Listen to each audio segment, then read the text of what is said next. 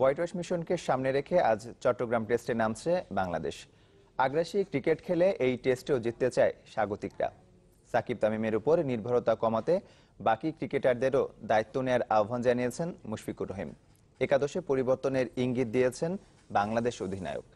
এদিকে জয় দিয়ে সিরিজে সমতা আনার লক্ষ্যের কথা জানিয়েছেন স্টিভেন স্মিথ। ম্যাচের আগের দিন একাদশ জানানোর রীতি থেকেও সরে এসেছেন অস্ট্রেলিয়া অধিনায়ক। চট্টগ্রামের জহুর আহমেদ চৌধুরী স্টেডিয়ামে সকাল 10টায় শুরু হবে ম্যাচটি। অবিশ্বাস্য অবাস্তব যেভাবেই দেখা হোক, দ্বিতীয় টেস্ট নামার আগে 1-0 ব্যবধানে এগিয়ে বাংলাদেশ। আকাশ যেভাবে চোখ রাঙানি দিচ্ছে তাতে টেস্টের ভাগ্য নিয়ে সংখ্যার মেঘ জমেছে। তবে তাতে দুশ্চিন্তা যতটা না বাংলাদেশের, ততটা সফরকারীদের। জয় ছাড়া অন্য যে কোনো ফল লজ্জায় ফেলবে স্মিথের দলকে। সঙ্গে র্যাঙ্কিংও ইতিহাসের সবচেয়ে বাজে অবস্থান, 6-এ নেমে যাবে অজিরা। আগের ম্যাচে পরিকল্পনা অনুযায়ী খেলতে পারিনি, লজ্জাজনক পারফরমেন্স ছিল আমাদের। দলের সবাই ব্যথিত, তবে আশা করি এই সপ্তাহে আমরা ঘুরে দাঁড়াবো, ভালো ক্রিকেট খেলে জয় দিয়ে সিরিজে সমতা আনবো। টাইগারদের লাকি ভেন্যু ট্যাগ নেমটা এই শহরকে ঘিরে। গেল বছর এখানে ইংল্যান্ডের বিপক্ষে ম্যাচটি হাত থেকে ফসকে গেলেও আরেকবার অজিবদের সুযোগ হাতছাড়া করতে চায় না টাইগাররা। স্পিন নিঃসন্দেহে বাংলাদেশের বড় শক্তি, তবে সাম্প্রতিক ব্যাটিংটা বড্ড বেশি সাকিব তামিম মুশফিক নির্ভর। বাকিদের কাছ থেকেও সাপোর্ট চান বাংলাদেশ অধিনায়ক। খুব বেশি না হলেও দলের পরিবর্তনের ইঙ্গিত তার। বিলিভ করি যে যেটা আমাদের বেস্ট কম্বিনেশন হবে সেটা হবে, বাট আমার মনে হয় না খুব বেশি চেঞ্জ হবে। আর আমাদের ইচ্ছা আছে যে ইনশাল্লাহ ওরা দুজন ছাড়া যেন আমাদের অন্যান্য প্লেয়ার যারা আছে আমরা যেন অপরচুনিটি পেলে আমরাও যেন ইনশাল্লাহ সেটা বড় করতে পারি। পরিবর্তনের সম্ভাবনা আছে অস্ট্রেলিয়ার স্কোয়াডেও, তবে স্টিফেন ও কিক সহ 3 স্পিনার নাকি 2 সিমার নিয়ে নামবে তারা, সেটা নির্ভর করছে উইকেট আর কন্ডিশনের উপর। কঠিন একটা সিদ্ধান্ত আমাদের নিতে হবে।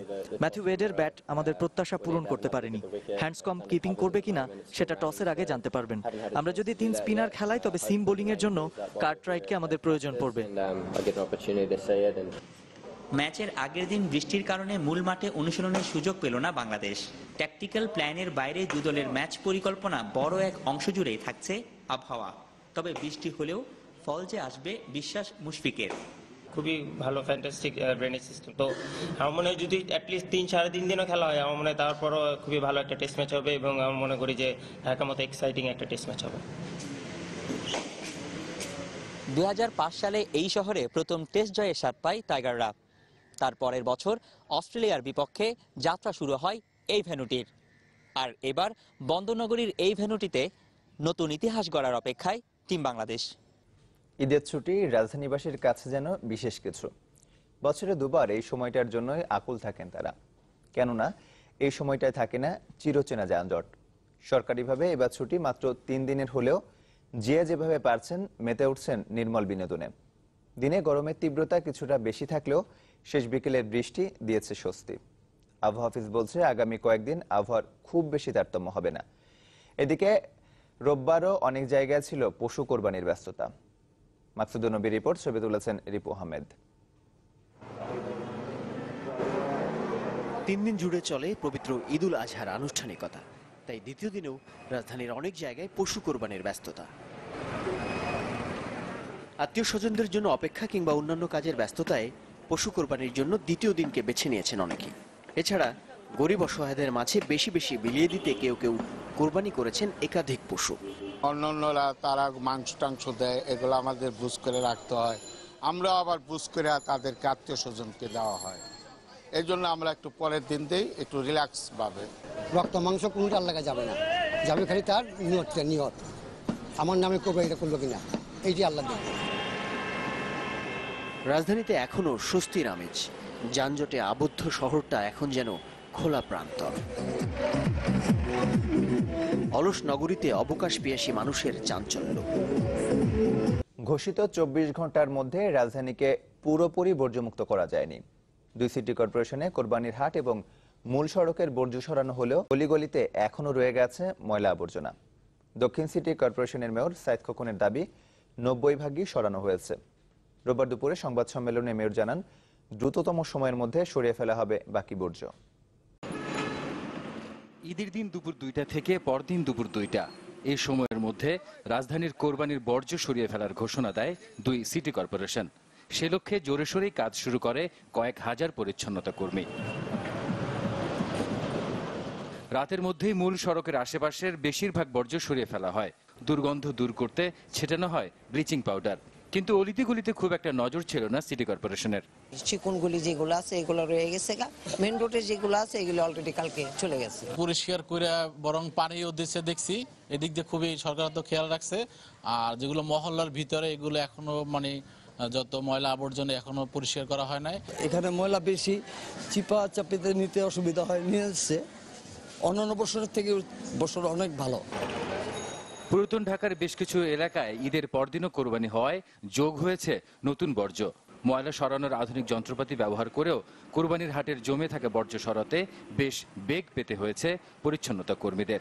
ঢাকা দক্ষিণ সিটি কর্পোরেশনের মেয়রের দাবি, ঘোষিত 24 ঘন্টার মধ্যেই সরিয়ে ফেলা হয়েছে 2 সিটি কর্পোরেশনের 90% বর্জ্য।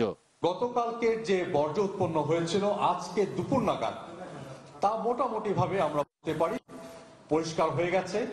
আজকে যে সমস্ত বর্জ্য উৎপন্ন হচ্ছে সেগুলো আজকের মধ্যেই পরিষ্কার হয়ে যাবে।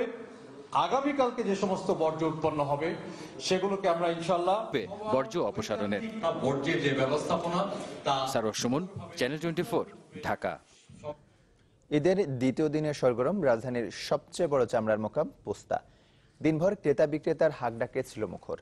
তবে আড়তদারদের দাবি, আগের বছরের বকেয়া টাকা না পাওয়ায় পর্যাপ্ত চামড়া কিনতে পারছে না তারা। রয়েছে লবণের সংকটও। আবার শিল্পনগরীতে চামড়া পরিবহনে গুনতে হতে পারে বাড়তি খরচ। সব মিলিয়ে এবার লোকসানের আশঙ্কা তাদের চোখে মুখে। রাজধানীতে এখন চলছে পশুর চামড়া বিক্রি কিনে, সেই সাথে প্রক্রিয়াজাতকরণ। তাই পুরান ঢাকার পোস্তায় দিনভর ব্যস্ততা শ্রমিকদের। সারা রাত গেছে, এ পর্যন্ত বেলা গেল। এই তো আর আজকে রাত পর্যন্ত যাবো, বেলা যাবো, আজকে রাত পর্যন্ত যাব, তারপরে কালকে শেষ হবো। কালকে মনে করেন 3টে দিক দিয়ে দাঁড়াইছি, সারা চলছে, এই পর্যন্ত চলছে। আর মনে হয় তো মনে চলবে। তবে চিন্তার ভাঁজ আড়তদারদের কপালে। হাজারীবাগে ট্যানারি বন্ধ, চামড়া নিতে হবে সাভারে। পরিবহন খরচের পাশাপাশি লাগবে বাড়তি সময়ও। সাথে বরাবরের মতোই যোগ হয়েছে লবণের কৃত্রিম সংকট। আমার টার্গেট ছিল 7 থেকে 8,000 মাল কিনবো, এই পর্যন্ত আমার 2,000 মালও হয় নাই। তা আমার যে লেবার এবং লবণত যে কস্টিংটা আসছে, চামড়া বেশলে 100% লস। আমাদের ট্যানারি যে এখান থেকে হাজির চলে গেছে গা, তা আমাদের কিছু মানে ক্যারিং খরচটা বেশি হবে তাদের।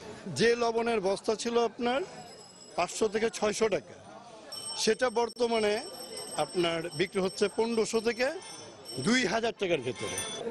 এক ঈদ থেকে আরেক ঈদ। আড়তদারদের দাবি, এই পুরো 1 বছরেও অনেক ট্যানারি মালিকই শোধ করেননি গতবারের বকেয়া।